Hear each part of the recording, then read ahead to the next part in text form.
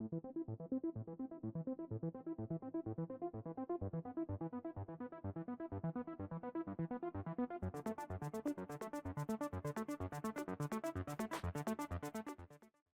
everyone, welcome back to the range.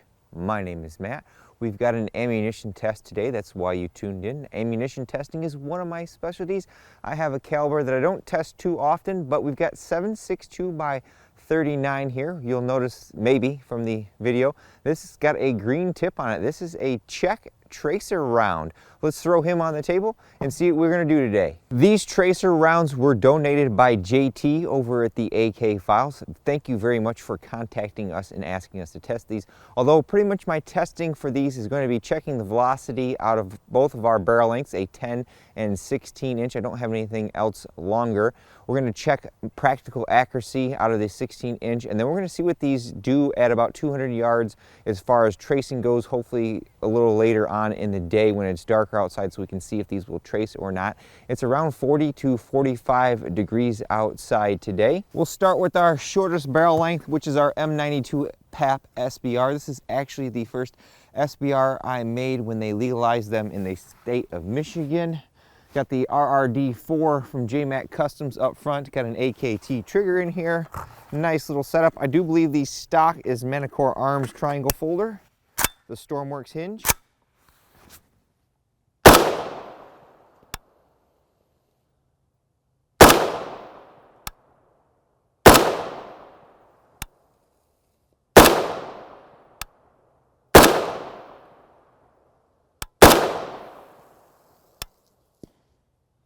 Oh wow, one of those little steel sleeves in there with the tracer compound actually went up in the air and landed over in the grass. So again, always be careful when shooting tracers.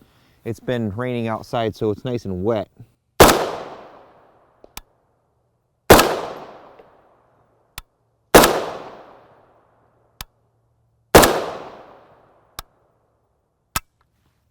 It looks like they are lighting out of the 10-inch SBR barrel, so that's a good thing. Sometimes with certain tracers, you don't get good ignition unless you step up to the longer barrel lengths. And our 16-inch, this is a Palmetto State Armory GF3, the original one that I ran the torture test on. We're probably over 36, maybe 3,700 rounds now. I've been using it for quite some time. We have an AKT trigger in this as well, a JMAC Customs RRD4.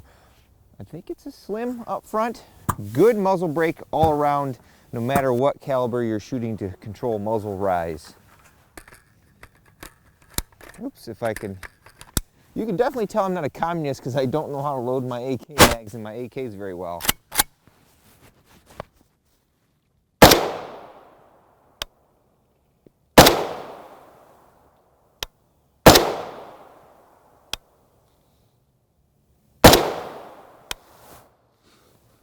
Good velocity out of these. They are 10 grains lighter than normal FMJ loads. Start a little fire there in the berm. Not sure if you guys can hear those or not, but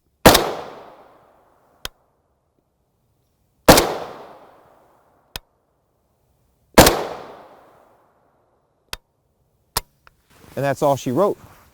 Just remember that these are corrosive, so you need to wash your gas system out, usually with warm water, or I use Hoppies and brake cleaner to clean that out, or the corrosive salts from the primers can cause quite a bit of rusting in your gun. Here is our Czech tracer, 16-inch, primary arms, 18 power, first focal plane Silverline series, 1.836 inches. About par for the course. This was the Sadu that I tested on the same day. Our zinc point, I think, shot the best besides the subsonic at 25 yards. Since I had some of the Czech tracer left, I stepped back to 100 yards with the PSA GF3 16-inch with the primary arms 18 power scope on it. That is 6.095 inches.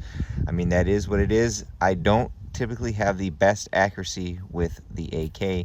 It could be some of that side mount, but I did shoot our zinc point at 2.55 inches today, so it could just be that that bullet is not a very accurate design, but it's good enough for plinking and general direction when you're using tracers. We've got our Czech tracers, we've got our 16-inch, see if At 200 yards, they light. These would be a red tracer. They should be anyways.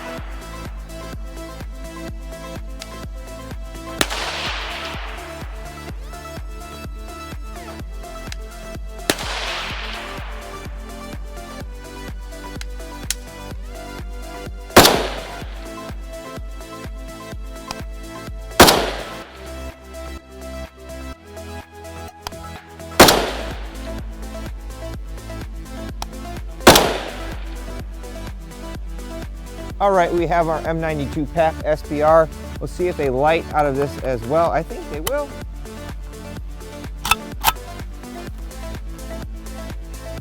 Nice spot down here at 200 yards. Indeed, they are lighting.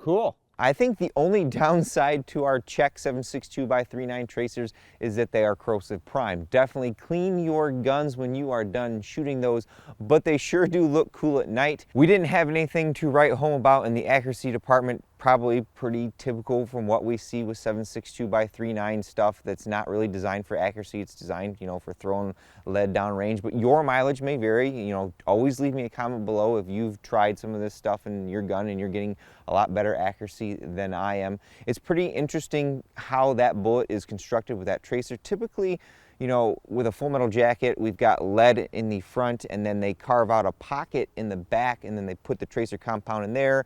Then they put like a little copper cup on it, so as it's going down the barrel, the powder burns that cup away, and then it ignites. With this, we've got that same little cup, but then you've got that steel insert that's got the tracing compound in it with a little hole in it. I think it's about time for me to get the heck out of here because my feet are getting cold. It was warm outside because the sun was out, and now he's gone, so it's time for me to scoot.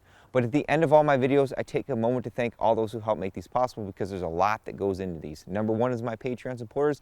Number two are the fine members over at the AK Files who keep donating me all types of ammunition to just do mini reviews on. Without them, for me to get my hands on some of those 7.62x39mm Czech tracers, I would have had to buy a whole crate for $700, and that would have eaten up quite a bit of my funds. And of course, number three is you all for watching. Until next time, I'll catch you at the range.